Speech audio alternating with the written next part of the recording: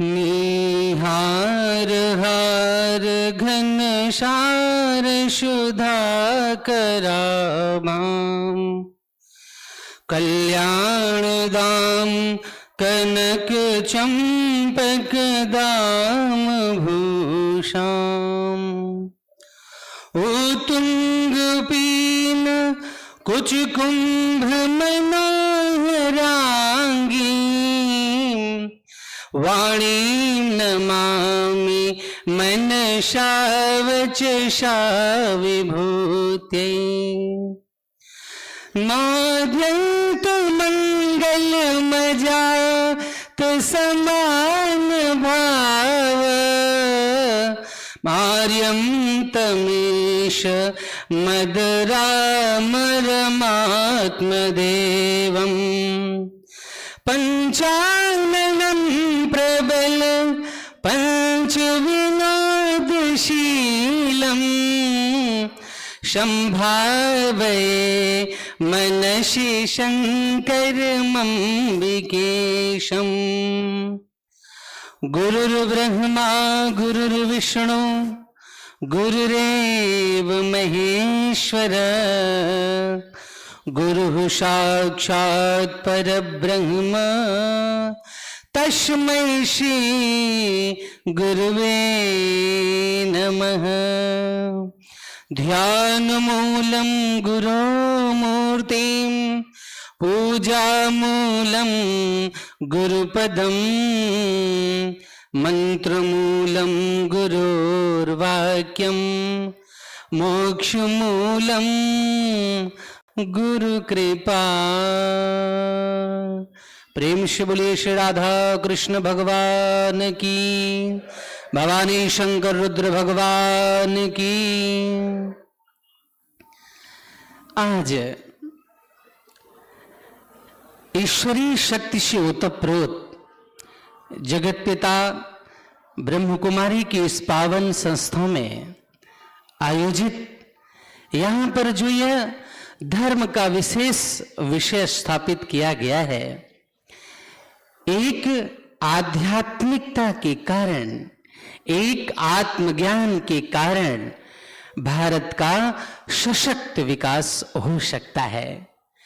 तो निश्चित तौर से आज इस संगोष्ठी के परिप्रेक्ष्य में उपस्थित परम पूजनीया मेरी बड़ी बहन मनोरमा दीदी के सानिध्य में विराजमान संत वृंदों को प्रणाम करते हुए प्रिय भक्तों के बीच में समय को ध्यान देते हुए कुछ शब्द कहता हूं। वास्तव में ये तीर्थराज प्रयाग है जहां पर आप सब विराजमान हैं। यहीं से धर्म का नियामक स्वरूप स्थापित होता है। ये वो प्रयाग है, ये आध्यात्मिकता का वो पुट है जहां पर जगत पिता ब्रह्मा ने श्रेष्ठ यज्ञों का संचालन किया था, जिसके बारे में कहा गया है पुरा ब्रह्मा द्वारा विप्रकृष्ट याग कारणात् अस्य नामः प्रयागा अभवत्।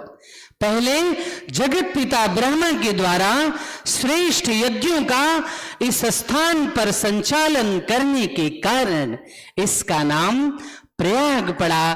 तो आध्यात्मिकता का सबसे बड़ा पुट प्रयाग ने प्रदान किया। इसकी महिमा के बारे में कहा गया है, को कही सके प्रयाग प्रभाव, कलुष पुंज कुंजर मृगराव। तीर्थराज प्रयाग की महिमा का कोई वर्णन नहीं कर सकता है, शब्द कम पड़ जाएंगे। यहां की वो महिमा है, गंगा मैया और यमुना मैया के संगम, माता सरस्वती के सानिध्य की वो महिमा है। कहा गया है गंगा यमुनयोः शीताशित जले स्नात्वा जना विगत कल्मषा भवन्ति। गंगा और यमुना के श्वेत और श्यामल जल में स्नान करके लोग पाप रहित हो जाते हैं। ये वो प्रयाग की भूमि है जहां से आध्यात्मिकता का पहला पुट प्रकट हुआ करता है। हे भक्तजनों, विश्व के इतिहास में भारत की गरिमा आज से नहीं बहुत प्राचीन काल से रही है। ये ऋषि और कृषि का देश रहा है। इसकी गरिमा अपने आप में बड़ी अलौकिक रही है। मानव ही नहीं, देवता भी लालायित होते हैं यहां पर जन्म लेने के लिए। कहा गया है, गायन्ति देवाः किल गीत कानि, धन्यास्तुते भारत भूमि भागे, स्वर्गापवर्गाश्पद मार्ग भूते, भवन्ति भूयः पुरुषः शुरत्वात्।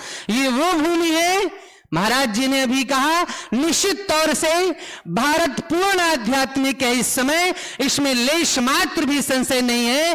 तभी तो भगवान राम जन्मभूमि की पूर्ण स्थापना हो सकी है, इसमें लेश मात्र भी संशय नहीं है। राम राज्य की स्थापना हो सकी है। हमें जागृत होना है, वेद का ये वचन हमें मानना है, इसका पालन करना है।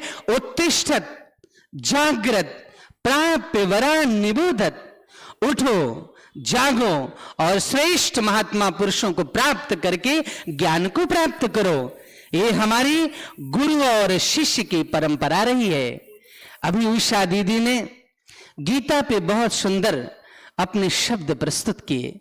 वास्तव में इस गीता को आत्मसात करने की आवश्यकता है। एक ऐसी गीता आपके बीच में बह रही है जिसे मां गंगा कहते हैं। गीता सुगीता कर्तव्या कि मन्यैः शास्त्र विस्तरैः, या स्वयं पद्मनाभस्य मुख पद्मध्वनिश्रिता। इस गीता को आत्मसात करने की आवश्यकता है जो भगवान नारायण के श्रीमुख से निकली हुई है। उन नारायण के पद से निकली हुई गंगा जगत का पालन करती है, जगत का कल्याण करती है। तो भगवान नारायण के मुख से निकली हुई गीता कितनी पवित्र है, इसको आत्मसात करने की आवश्यकता है। भारत देश निश्चित तौर से नित्य नवीन आध्यात्मिक ऊंचाइयों को प्राप्त कर रहा है, इसमें लेश मात्र भी संशय नहीं है। भक्तगण सब जागरूक हो रहे हैं और गुरु और शिष्य की परंपरा को बल मिल रहा है, ये निरंतर बढ़ रही है। तभी तो प्रयाग के बारे में ये भी कहा गया है, शिता शितेय शतरंग चामरई, नद्यो विभातेर मुनिभानुकन्न के, नीलात पत्रम वटेव साक्षात सतीर्थ राजो जयति प्रयागः। आज यहां से एक सीख लेकर निकलनी है आत्मज्ञान की, जो जगत पिता ब्रह्म कुमारी संस्थान के द्वारा यहां पर विशेष विचार के रूप में जन समाज के बीच में प्रस्फुटित किया जा रहा है। हमारे संत महात्माओं के द्वारा, पूज्य हमारी बहनों के द्वारा उसको आत्मसात करने की आवश्यकता है। अपने जीव को पहचानने की आवश्यकता है। यह जीव अजन्मा है, अविनाशी है। भगवान श्री कृष्ण ने बार बार कहा है, याइनम वेत्ति हंतारम यस्यैनम मन्यते हतम उभौ तौ न विजानीतौ नायम हंति नान्यते। और इसके पूर्व में कठोपनिषद में कैसी बात कही है, ध्यान दें। हंता चैन मन्यते हंतुम हतश्चैन मन्यते हतम उभौ तौ न विजानीतौ नायम हंति नान्यते। हे सज्जनों, हे भक्तगणों, समय का अभाव है, अपनी वाणी को विराम दूं उसके पहले मनोरमा दीदी के पावन चरणों में इस आध्यात्मिकता से जुड़ी हुई एक अपनी कविता अंतिम सच पढ़ रहा हूं। मुझे विश्वास है, मुझे आशा है कि आप सब उसे सुन करके परम आत्मज्ञान को प्राप्त करेंगे और अपने मानव जीवन के मूल्य को समझेंगे। क्योंकि ये गुरु और शिष्य दोनों के लिए बहुत ही महत्वपूर्ण है। It is the very greatest, both the giver and receiver, ये दोनों के लिए महानतम कार्य करेगा। तो दीदी श्री के चरणों में ये मेरा भाव समर्पित है। किसके मरने से मरता क्या, दुनिया का यह मेला, आए यहां पर तब भी अकेले, जाना पड़ा है अकेला, दुनिया का यह मेला। दिया विधाता सुंदर तोहफा, मानो जीवन पाया, दिया विधाता सुंदर तोहफा, मानो जीवन पाया। मन मंदिर में राम अकेले, दीपक नहीं जलाया। बचपन खेल खेल में बीता, तरुणाई जब आई। बचपन खेल खेल में बीता, तरुणाई जब आई। चांद सितारे साथ तुम्हारे, रोज बजे शहनाई। यतन जतन से जीवन मिलता, मिलती रोज निराशा। कौन यहाँ पर अमर हुआ है, कैसी झूठी आशा। साथ में रहती पाश में रहती, ये मौत बड़ी अलबेली। ध्यान देंगे, साथ में रहती पाश में रहती, ये मौत बड़ी अलबेली। जो भी आया चला यहां से, मिलती वही अकेली, ये मौत बड़ी अलबेली। जब तक जीवन तब तक साथी, जब तक जीवन तब तक साथी। चल दिया आज अकेला, दुनिया का यह मेला। अंतिम पंक्तियां दीदी के पूज्य चरणों में पुनः निवेदित कर रहा हूं। शमशान की तरफ रुख है क्या? चिता जली है, राख उड़ी है, जल गई सारी काया। चिता जली है, राख उड़ी है, जल गई सारी काया। नाते टूटे, रिश्ते छूटे, काम नाई माया। सूरज तो अब डूब चला है, ये जिंदगानी रूपी सूरज। सूरज तो अब डूब चला है, जल गया आज अकेला। दुनिया का यह मेला, दुनिया का यह मेला। यहीं पर अपनी वाणी को विराम दे रहा हूं।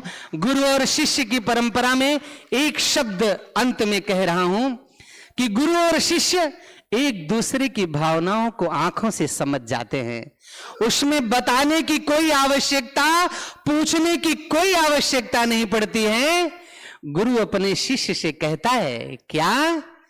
शब्दों को अधरों पर रखकर, शब्दों को अधरों पर रखकर मन का भेद न खोलो।